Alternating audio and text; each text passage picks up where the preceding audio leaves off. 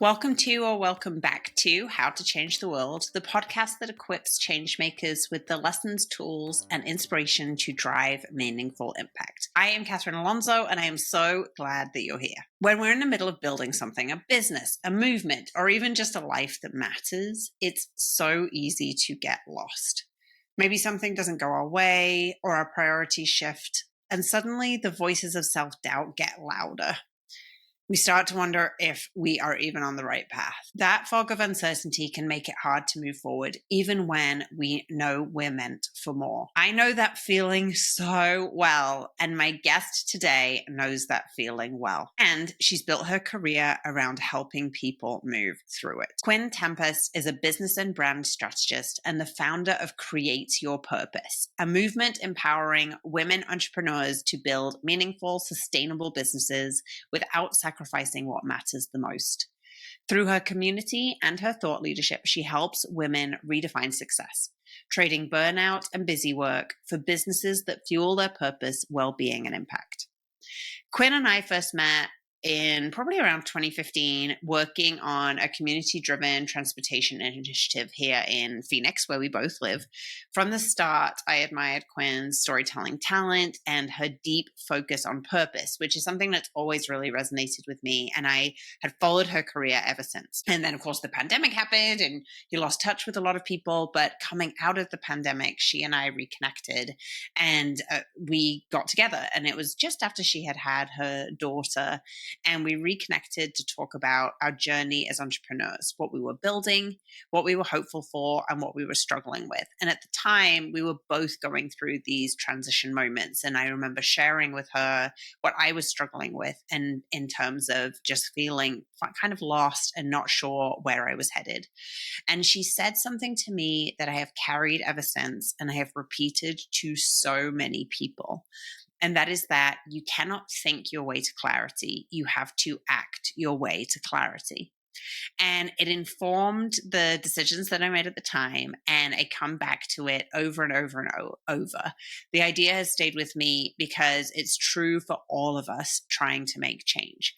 Clarity doesn't come from waiting until everything feels certain. It comes from moving forward one step at a time. And it is what I have done ever since. And it is something that I am so incredibly grateful to Quinn for sharing with me and with all of the people that I have since shared it with. And so I was so excited to have Quinn on the podcast to share her experiences and her wisdom with all of you. So without any further ado, my incredible conversation with the one and only Quinn Tempest. Quinn Tempest, welcome to the podcast. Thank you for having me. Thank you so much for doing this. I am so excited to have this conversation with you. It feels overdue. I don't know if we actually have been talking about doing this for a long time or just in my head, I have wanted to have you on for a long time. But I am really excited to be talking to you today. So thank you so much. You're welcome. I know we could talk for hours, so we'll try to keep it within the time limit. That is going to be the challenge. I'm going to try and keep it chill. I'll try. Well, let's start off, Quinn. How would you describe your work to a 5-year-old? Okay, so I love this question because I have a 3-year-old. And so it actually allowed me to be a little bit more descriptive than to a 3-year-old who is just getting her language skills. So here I go. You know, when you have an idea for something that you want to make or you do, like draw a picture or maybe bake a cupcake or do a fun project. Well, I help grown-ups, especially really cool girl grown-ups, make those ideas real. You know, I help them plan it. Sometimes I help them draw it. And I definitely help them learn how to share it with their friends. And what's really cool is how I help them be so excited by their ideas and also brave enough to share it with everyone. So that was a really fun exercise for me to do. And I think everyone in their positioning and brand strategy and messaging should really distill down what they do to say it to a kid. I picked up that question from, I went to like a professional mixer at some point and they gave us a bunch of icebreaker questions. And this was one of the ones they gave us. And Oh, I had the same response. I was like, this is such a great branding question. yes.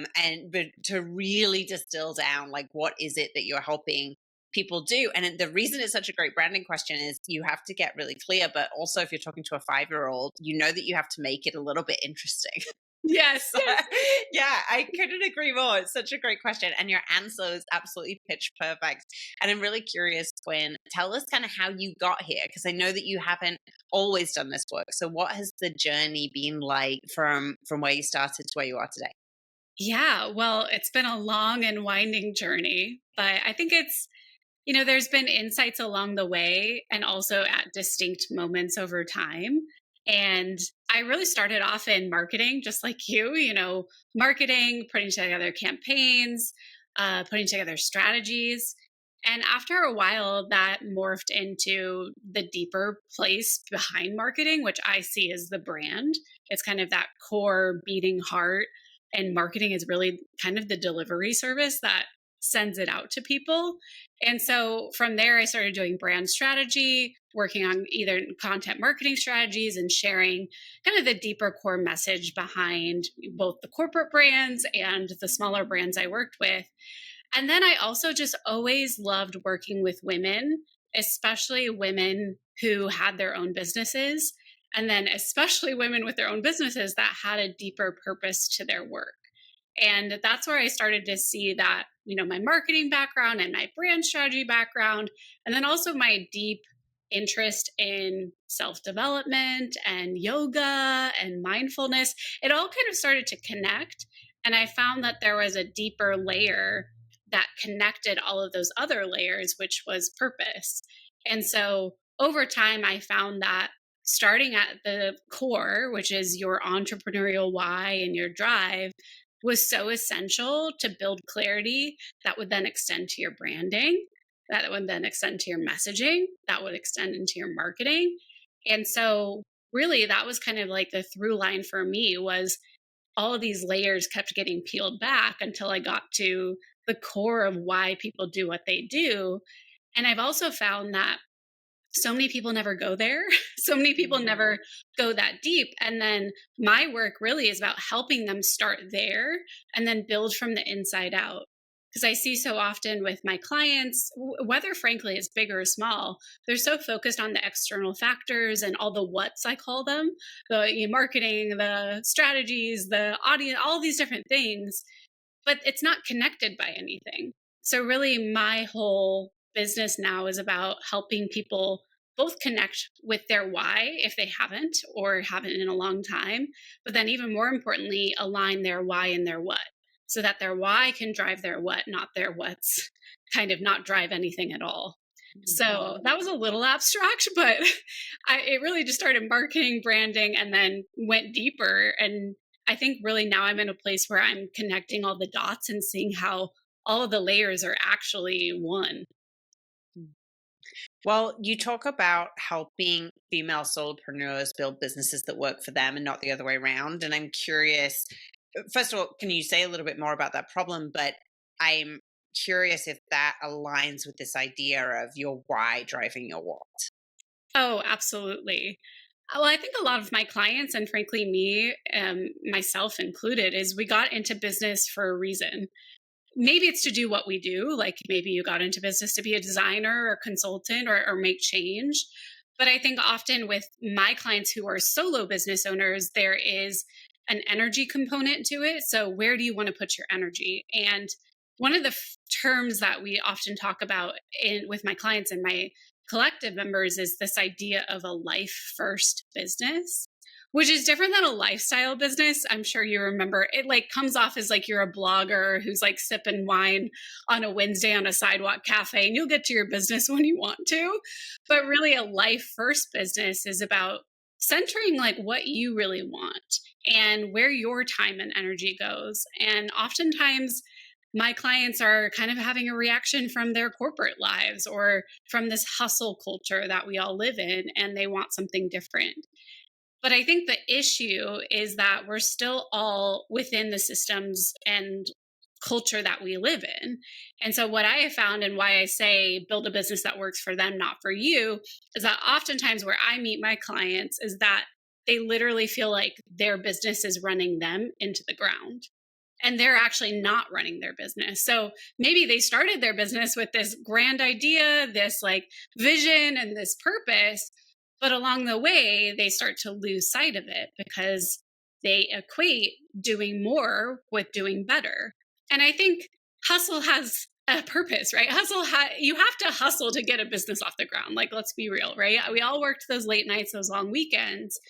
But at a certain point in every person's business, especially a solo business, hustle has a shelf life. And hustle will just end up burning you out. It actually won't help you move you in the direction that you want to go.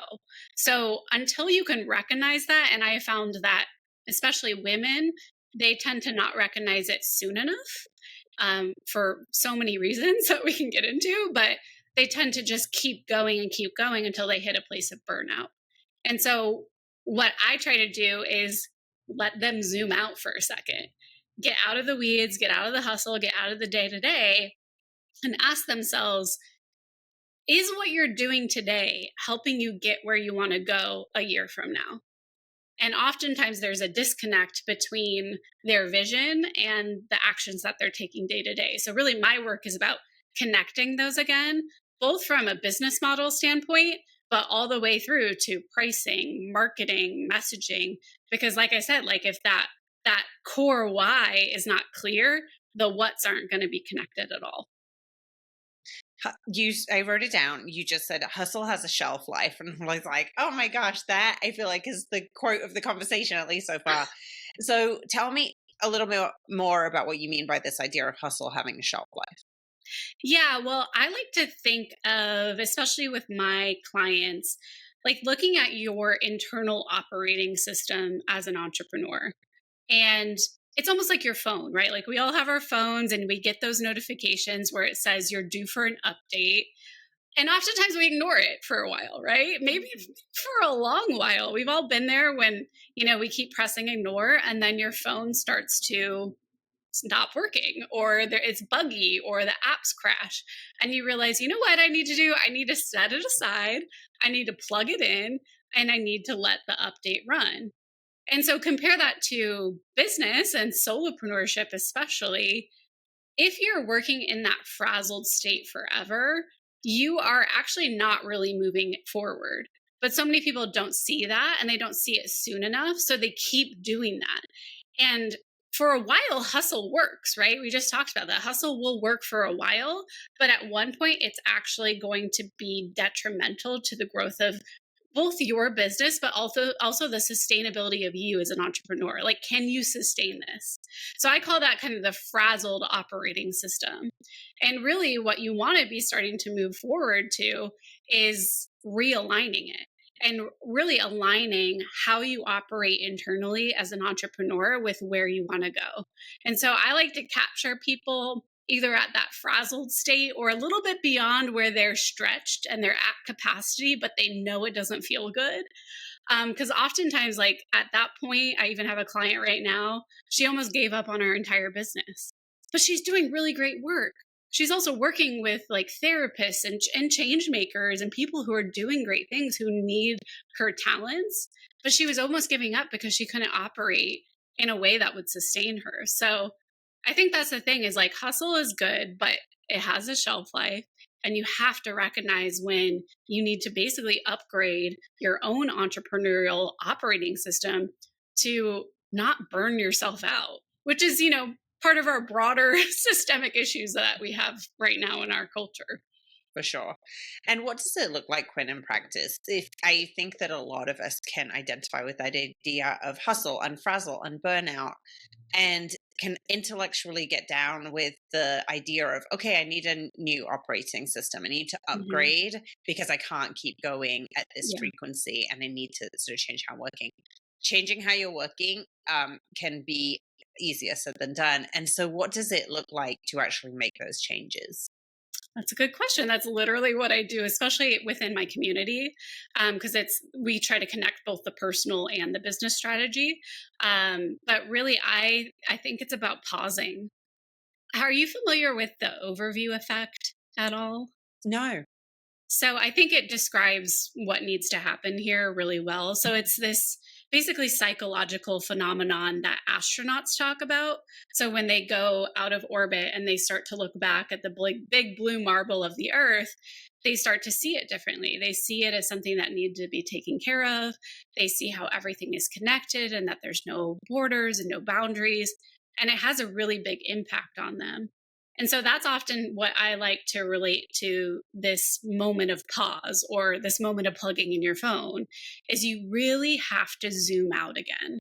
Because so much of what's happened is you've stayed down in the weeds, basically. You're on earth and you can't see it from a big vantage point because you haven't allowed yourself to do that. And so at that point, it's really about kind of getting back to basics, asking yourself, what drives you? Why are you doing this? Why do you want to do this? Because oftentimes that gets a little missed along the way or it fades into the distance. Also, making sure you know, where do you want to go? I think this is a problem I see with a lot of my clients is that they've lost sight of what their next year should look like. And so basically everything they're doing right now is just spinning their wheels, getting nowhere fast. So it's really about getting down to your purpose, your vision, and then realigning where your focus goes. So literally, what are you focusing on over the next 90 days? And that's going to be different for everyone. Sometimes it means they need to rebrand. Sometimes it means they need to just tweak their messaging to speak to a higher level client. Sometimes it means that their systems need to be refined because they're so busy and they're recreating the wheel every single time instead of operationalizing what they do well. So it looks different for everyone, but it really comes back to this zoom out, pause. And it doesn't mean you stop working and stop building your business, but like you have to kind of cultivate that overview effect on your business and ask yourself, like, what do I want it to do for me instead of letting it run me into the ground?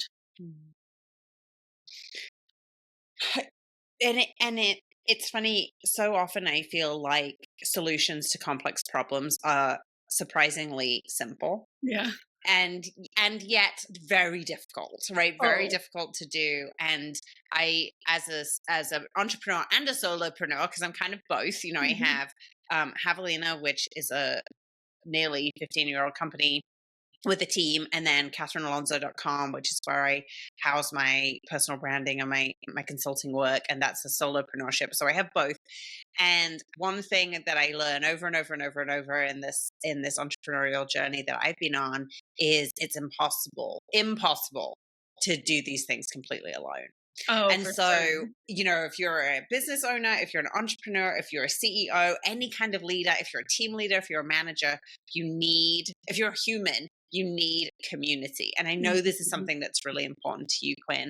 And so, can you talk a little bit about how you learned the power of of community, how you initially accessed it, and then how it influences your work today? I love this question. Yeah, because I've been running my own community for 6 years now. And to see just how we all normalize what we're going through and give each other permission. And there's just so much power in knowing that you're not the only one going through something. Oh, so But much. yeah, and to answer your question, I think this is maybe how we initially connected. But I was doing a lot of community advocacy work here in downtown Phoenix. And this was probably, oh gosh, it's probably been over maybe 10 years ago at this point. Yeah. And so, for anyone who doesn't know, but it's probably similar in cities across the country. Our downtown in downtown Phoenix was just a ghost town for a long time. I grew up here. You wouldn't come downtown. You would leave after a ball game as soon as you could. They literally had a traffic pattern to get people out of downtown as fast as possible, the sunburst plan or something like that. And so when I moved back here, my husband, well, at the time, my boyfriend at the time, a husband now, we just got really involved in gathering people who were like hopeful about downtown Phoenix and getting them to envision what downtown Phoenix could be.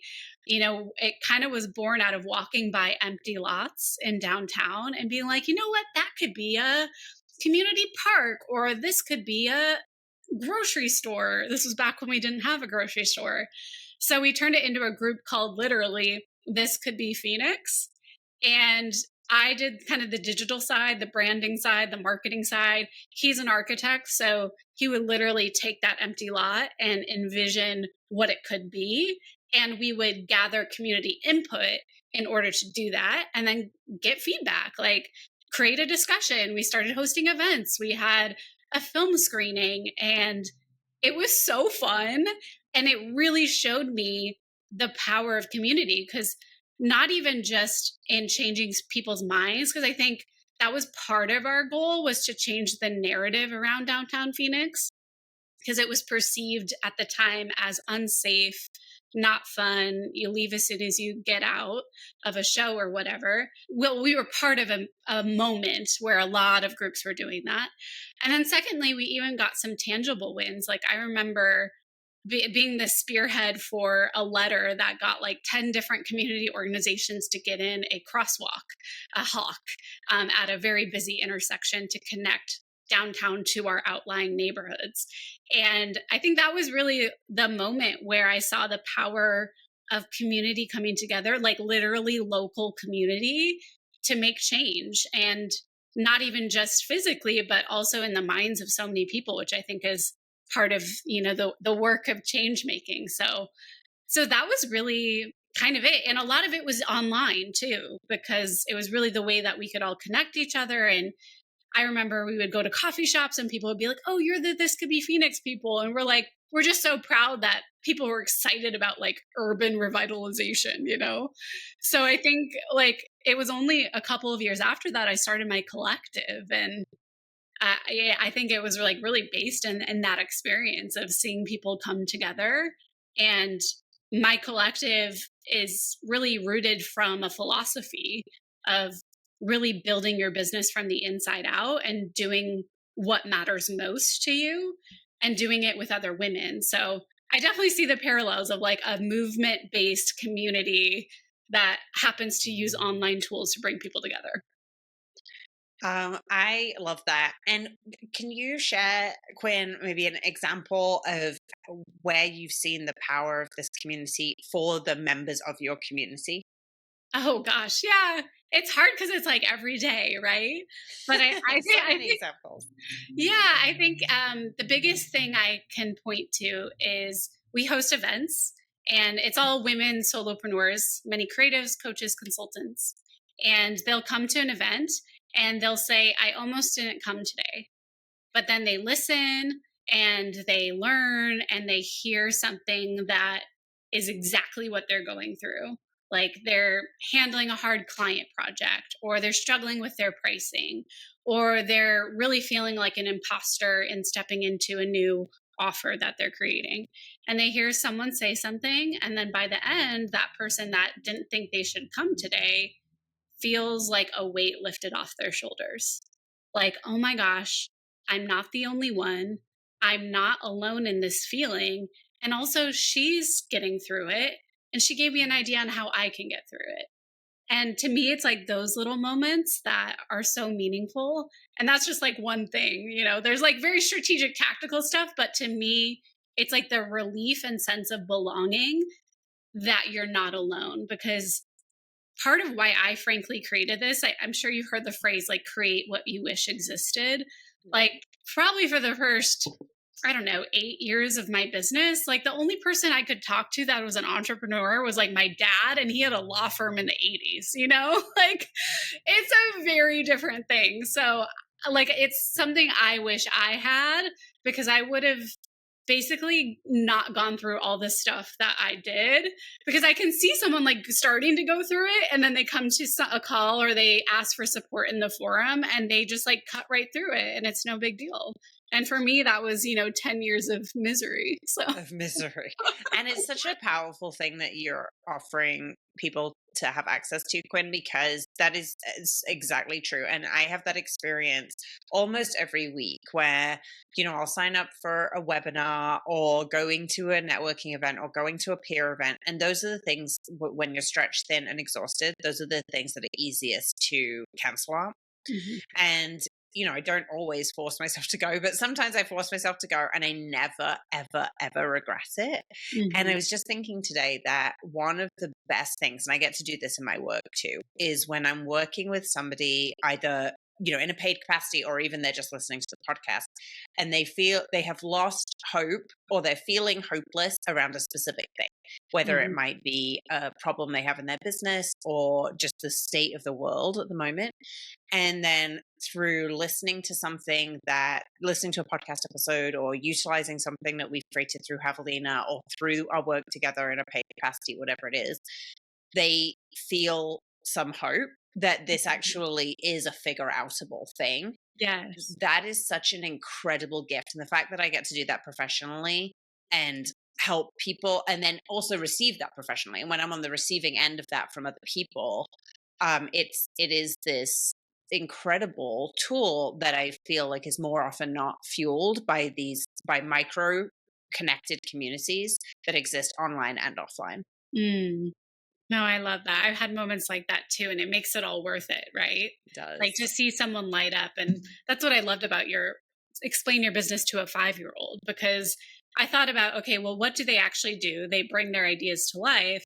But more importantly than that, and underneath it, it helps them feel strong and brave to realize their ideas. And I think it's kind of connecting the why and the what and that deeper reason why we're all doing this that makes it all worth it. And it's something I tell my collective members. I say anytime you get feedback or a kind message, save it in, we call it the sparkle folder.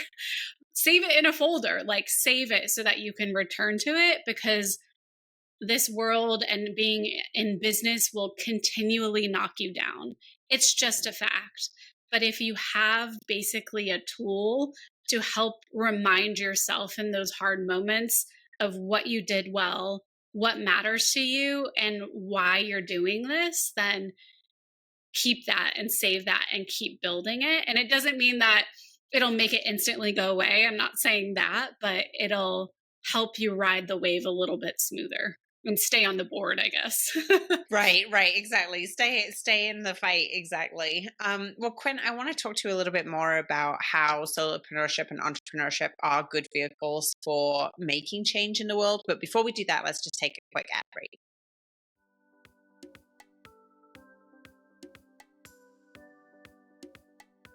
It is such a tough time for nonprofits, agencies, and changemakers. Funding is tight, capacity is stretched, and your work matters more than ever. And you need communication support that can keep up. That's why we are super excited to introduce our new suite of modular, flexible services, built to help you and your storytelling stay visible, resilient, and connected when it matters the most. Whether you need a quick messaging refresh or adaptable on-demand support, Javelina is here to help you move forward with clarity and strength. You can see this list of services and discounted prices at javelina.co/rapid-response-services. That's javelina.co/rapid-response-services.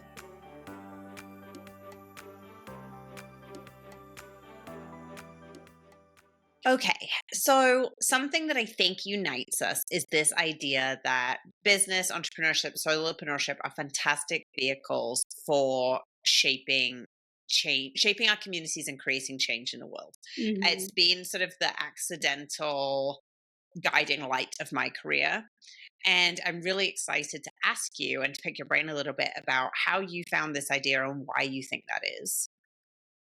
Oh gosh. Okay. We'll probably have to unpack this together because it's Please, something. let's do it. Yeah, I'm still like figuring out how to articulate it, but I'm going to take my best stab.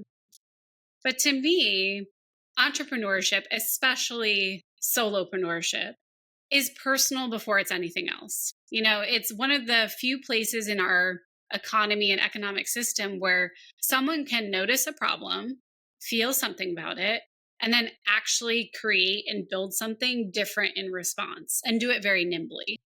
And I think when you're a solopreneur, there's no one to answer to. There's no corporate board to convince, thank goodness. There's no layers of approval. It's really like your values, your lived experience, your desire to make things better. That those are the things that can directly shape what you create, how you do it, and also who benefits from it. And I think that kind of autonomy is something I got into business for. I'm sure it is for you too. And it's really powerful. And at the same time, it's not easy, right? It's messy, it's exhausting. It asks a lot of the people who choose it, which are all of my clients, especially women. But I think it's also one of the most accessible ways for everyday people, people who don't fit like the traditional power structures to kind of influence communities from the inside out. We get to build businesses that prioritize people, equity, sustainability, whatever it is that you value, and also your well-being too. And when we do that, and this is the piece I'm still exploring of like how this is so radical as an act in the system we live in. But I think when we do that, we quietly reshape what business as usual looks like. Does that at all get to where you are? Yes, it does. It almost like in a scary way, actually. Okay. Almost kind of word perfect. I think, and even the bit you said that you're still working on, I'm like, oh, that's kind of the bit that I've been figuring out for myself. And this was a COVID pandemic discovery for me. So I used to, my definition of success personally and professionally, it's my guiding light in everything that I do is creating a kinder and more equitable world. Mm-hmm. And I used to think that the way I would be successful at that would be through mass policy change, by dismantling structural and systemic inequity, by really electing people and passing policies that fundamentally restructure the inequities in our society. And until I was doing that, I was still in pursuit.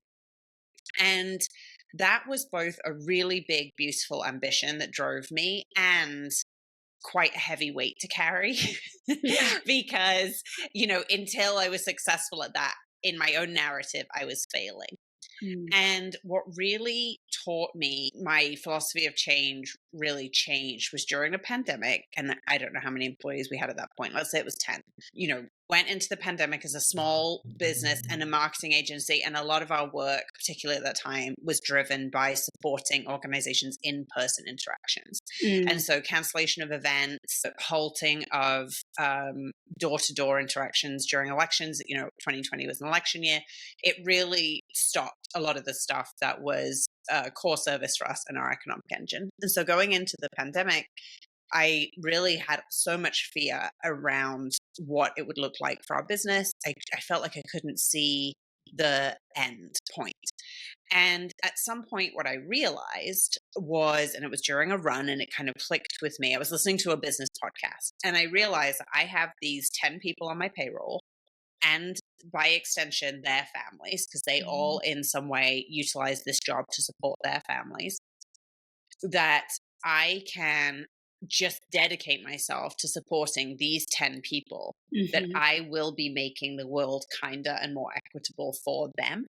And then there's a ripple effect to that. And I can't control global pandemics. I can't control geopolitical landscape. I can't control those in office, but I do have a sphere of influence over the people that I employ. And was able to do that with great intention, was able to provide additional support. I was able to provide open and transparent communication. I wasn't able to promise anything, but I was able to communicate openly about this is what we're doing and this is what I don't know. And at this incredibly fearful, unstable time, was able to offer a little bit of sanity and clarity for the people on my team. And it made a difference. It made a difference to them. It made a difference to their families. By effect, it had a difference to the company and then of course to me. And so that is when I realized that it's a bit of a cliche, but it's so true. If you change the world for one person, you change the world. Yeah. And I used to really not reject it, but it just didn't ring true for me. I was like, no, to change the world, you have to change, systems. Mhm. And then what the pandemic taught me in lots of different ways is just how truly connected we are. And if you have a positive impact on one person, that has these ripple effects for across communities and across time that you won't ever really visibly see, but you have to sort of trust is there. Mhm. And so then back to the top. Sorry, I'm like monologuing at you. No, Then back I to the love it. top with like your description of the autonomy that entrepreneurship and solopreneurship has, which is this tool where you can take your values, the things that matter the most to you, and put those out in the marketplace for your customers and for the people that work for you. It truly does shape the fabric of people's worlds, even if it's 10 people. I love everything you said. And I think what Flow. came no, no, it was good. I think what came up for me was this idea of what is the scale of impact you want to make. And I was very similar to you. Like, I wanted to have a huge, I mean, I went to school for acting because I wanted to be in movies initially. Like, I've always had a big head. Like, I've always been like, I want everyone to know me, you know? And that's like what drove me first in my business was I wanted to create this big platform. I wanted it to be mission driven. I wanted to impact thousands of people. And I've had clients that even tell me like, I want to impact 1 million people. I'm like, okay, me too. Like, let's do it. Yeah. And I think what I'm hearing from you and what I'm connecting to myself is I think the distillation of the purpose behind what you do is so important, regardless of like the scale of impact, because that's not really something we have control over. I think when I was younger, I absolutely thought we had control over that. And now knowing how even media works and algorithms and all of that, it's very much out of our control. And so the thing that I've continually come back to is if you take that element out of it, of like thinking you're going to have this huge impact, would you still be doing it anyway? Would you still be doing it for the 10 people on your team? And I've dealt with that too with my community, because at one point during COVID, actually, that was the peak of the height of my collective. I think we had 70 members within the first year, and it was growing really quickly. And now we're down to probably 20. But the depth of impact I feel like I've made on 20 versus 70 at a time is vastly different and vastly deeper. And so I've kind of tried to focus more on, okay, instead of the breadth of impact, what is the depth of impact? And that doesn't mean that we can't still be ambitious and go for the bigger impact at some point, or if that happens, awesome. But I think it not forces, but it encourages us to always stay connected to why am I doing this? And would it matter if there was only one person in the room? Right.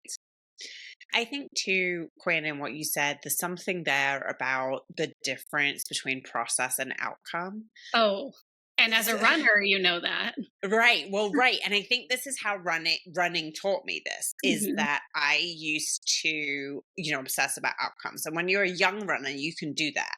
And when you're an old runner, and old in running starts young, Yeah. you really have to quickly let go of, PRs or like you really, and it gets to the point, and I'm definitely in this point as a runner where my biggest definition of success as a runner now is listening to my body and responding to it. And so that means that anytime I decide to run a race, even anytime I decide to go on a run, if my body decides that today is not the day, then I have to stop, or I have to slow down, or I have to come home. And that used to be so hard for me because I felt like I was failing. And then I actually listened to a running podcast, and the host would say over and over and over that success in athletics, but also in life or in business or anything really, is about getting really obsessed about the process and being really proud of where you are, and then using the process to improve and get to the next bit. But that it Mhm. really isn't about the the finish line. It's about how you get there.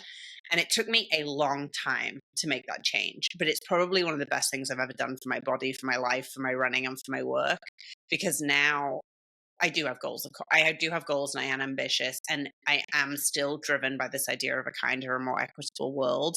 But the thing that I love is getting to do it every single day. Yeah. And I think that solopreneurship and entrepreneurship are very well set up for finding joy in the process.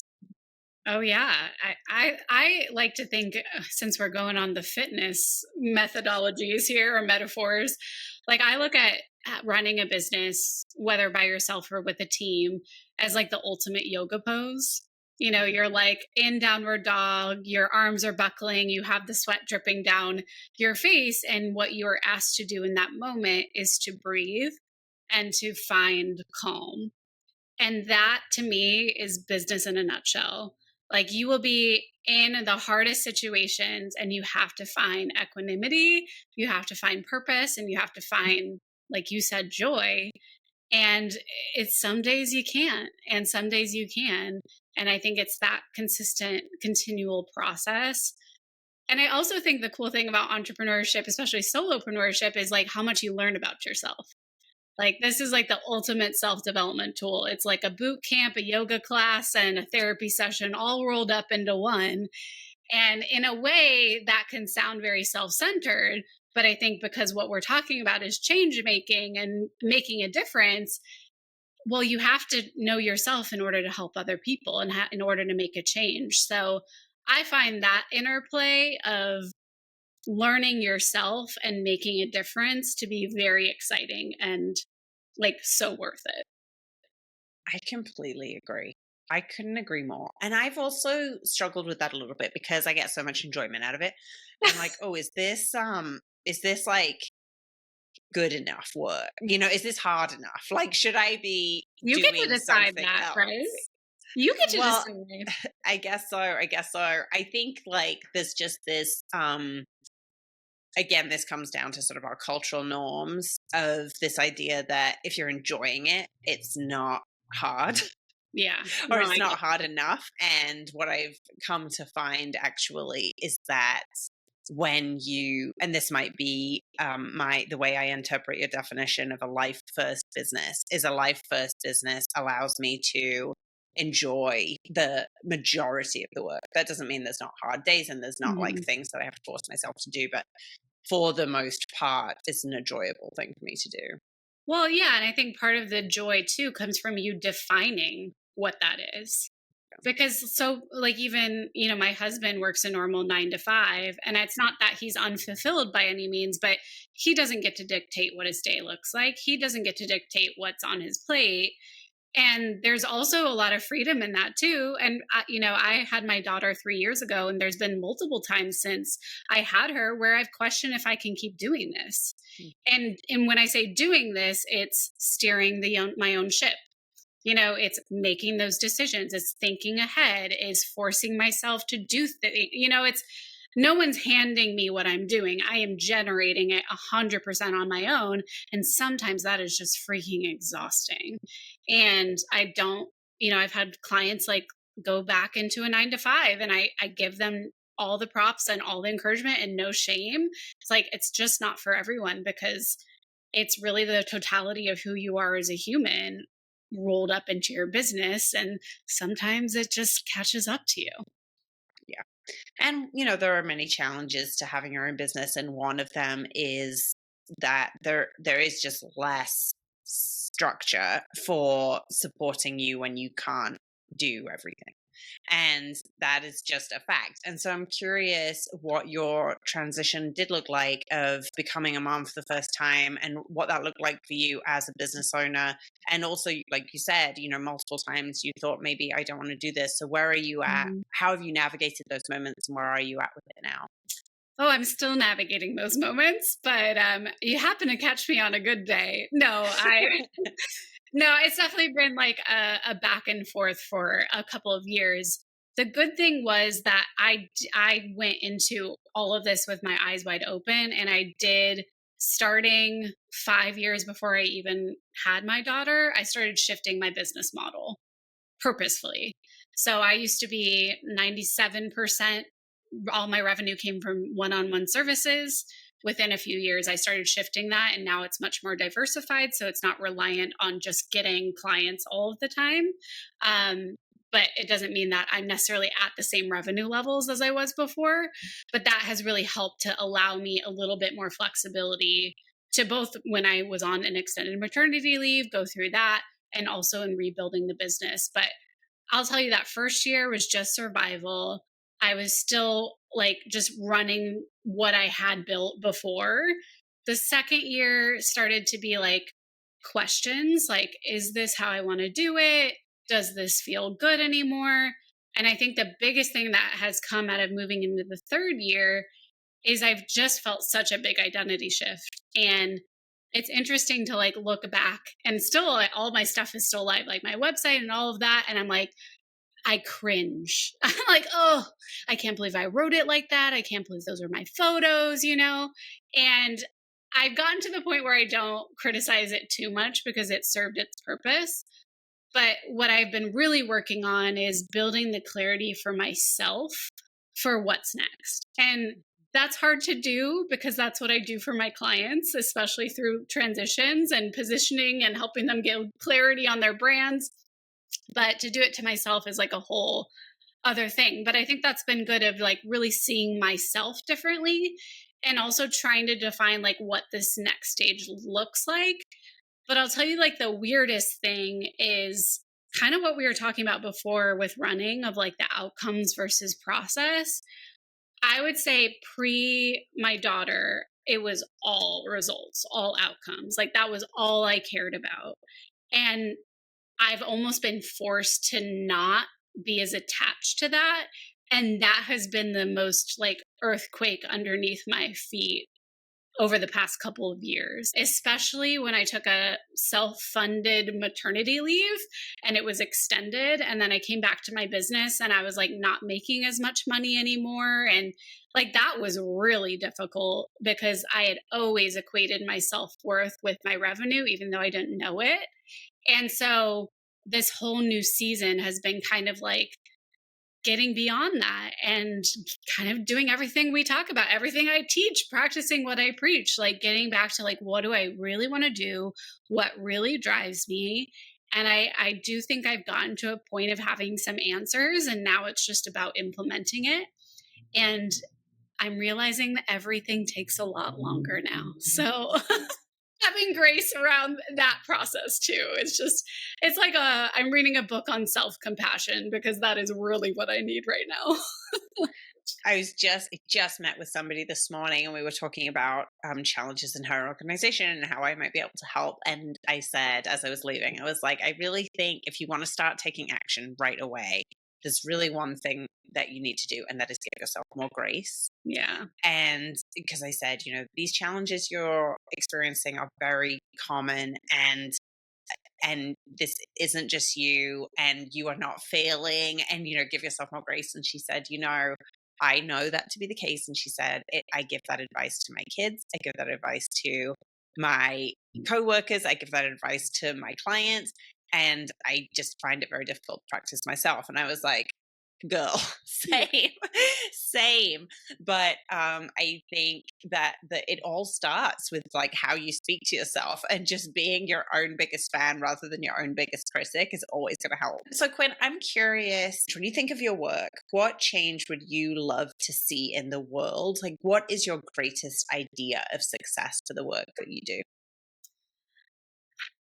That's a big one. I didn't even prepare for this one, so it's rough. So I think it kind of connects the dots between, and this is the thing that I'm exploring moving forward. So it feels murky because I'm still figuring it out. But it's kind of connecting women, especially solopreneurs, and their power and impact to the broader systems that we live in. But I'm also curious to explore the topic about purpose and what that means in a world that is literally designed to overwhelm us. And I think it connects to everything going on in our government, in politics, in culture, in media, in AI. It's like, how do we make meaning for ourselves and each other when our world is set up to distract us from it? And I don't have the answers for that. So, like, I can't say that I feel like I'm making a difference there, but I want to take everything that I've been learning, both in my own business and in other people's businesses and lives, and through the work I've done with my community and the women that I'm supporting, and see how that can be teased out into something bigger. Does that make sense? It does. It does. And what I love about that, Quinn, and I'm thinking about how I could think about this for my own work, is how you phrased that as a question. Yeah. This is the thing I want to explore. And I don't know what the answers are, and I don't know what it looks like, but this thing I'm being pulled towards, this thing I'm interested in is how do we do this and what does this look like? And I wonder if more people, if more change makers could think of it like that rather than solving a specific problem or advancing a particular issue, but thinking of it as a question. Mhm. And what that allows you to do is really explore process over outcome and not getting attached too much to a very particular outcome, but allowing yourself to get obsessed with process and see where it takes you. And I think that in our rapidly changing world, when our industries are going to look so different in 12 months, really we are talking about annual change now in most industries. Being able to answer questions rather than meet goals, I think will be a very powerful tool for the change maker. Thank you for reflecting that back to me. One of my clients is an artist, a very wonderful artist, and she teaches on the creative process for painters. And I've been sharing some of my ideas with her, and she said, "Oh, Quinn, you're creating a body of work," which to her is, a series of paintings that are all thematically connected. I think, was it Van Gogh had a blue period, like that kind of thing. And I thought that was such a good way to look at it. And that's kind of been the thing that's in the back of my brain consistently is this is my next body of work. I've already created a body of work with all the work that I've done so far, and it got me to this.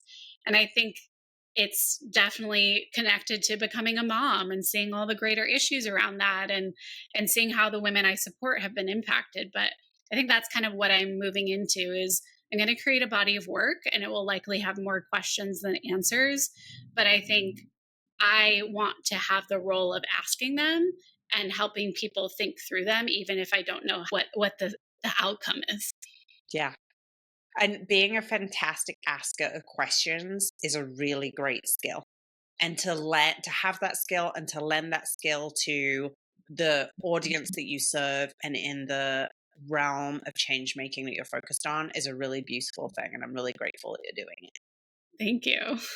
I will continue to consume whatever answers you create or questions that you generate. Oh, I appreciate it. I'll have one reader, the one person in the room. There's no problem for me. Okay, Quinn, I want to wrap up with just some quick round of speed questions. Yeah. First up, what's a great book that has informed your change making? Yes. So this I read right before I started my collective, and it was very formative in everything we talked about today about bringing your full self to your business. It's called Life Entrepreneurs. It's Christopher Gergen and Greg Vanarook. But it was all about integrating your vision and your values and your purpose into your business. And it was very formative for me. It kind of was like, did I write this? But they were so far beyond me that I was just like at the beginning stages of mine. And they're two, white men. So it had just a different perspective than from what I was coming from. So it was interesting. Love that. And who is one change maker that inspires you? Yeah, so this one was interesting. I would say Katie Gaddy Tossin is currently someone I'm very intrigued by because I think she lives in the realm of what we talked about today of like creating a body of work that connects the dots between multiple things. And I think she educates so much around the financial lives of women, but then broadens that to systemic things, political things. I've just learned so much, but she also makes it super fun and insightful. And she's not necessarily within like the typical traditional change making world, but to me, it's kind of more of the lane that I see myself in. And I really love her work. She's Money with Katie. That's her brand. I found Money with Katie via you. Oh, did Because you? because you had posted something about her work on your Instagram, and so I did a deep dive and have been a follower and a fan of hers ever Oh, since. And I just echoing, people should definitely go check her out, because the connecting the sort of individual interest with the systemic interest through powerful storytelling is something she's very, very good at. yeah. And she has a second feminist podcast that is very good too, that it's hosted on Substack. And to me, it's like her next body of work. It's where she's going. Yeah. Very cool. And what is one daily habit that keeps you grounded, Quinn? Movement for sure. For the last year, I've been picking up heavy weights, and then I just started retraining for running, which used to be my biggest love. And now I actually know how to train without burning out and injuring myself. So I am training for a 10K, and yeah, just anything movement oriented. Like I have to move my body in some way. Otherwise, I just feel fatigued. I'm the same way. I'm the same way. And if you had to describe change making in one word, what would it be? Oh, that's an easy one. Purpose. I love that. Quinn, how can listeners best connect with you? Well, I'm on Instagram far too often, so you can find me at quinn.tempest. And then my website still is currently quinntempest.com, so you'll see that. And then I'll be coming out with a new one, hopefully before 2026 rolls around. But the website and my Instagram, that's the best place to find me. Awesome. Quinn, thank you so much for this incredible conversation, but also just your work in the world. You are one of those people that I'm just very glad is out there creating your body of work and doing your thing, because you truly are shaping the community and the wider world. And I'm very grateful for you. Oh, thank you. This is a fabulous conversation. That was such a good conversation. I know I say this every time, and maybe it's just because I enjoy every single conversation so much, but I really hope that you got a lot out of that. A couple of things that I wrote down that Quinn said that really stood out to me was that we assume that doing more equals doing better. And I am so guilty of that. Like right now, I'm kind of sick and I just need to be doing less and let myself recover.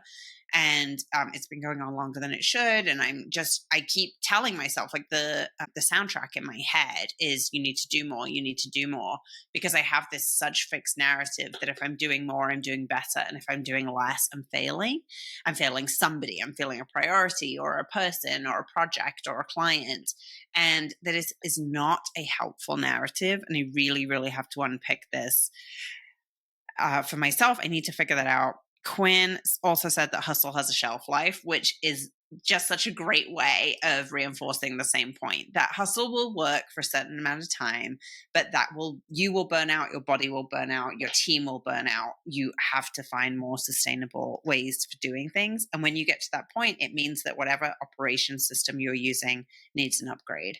And I feel like that's where I am. And it's perfectly timed. We're getting toward the end of the year, which is a really great time to reflect on what's working and what you could be doing differently. And so I hope that this conversation sparked some of those ideas for you.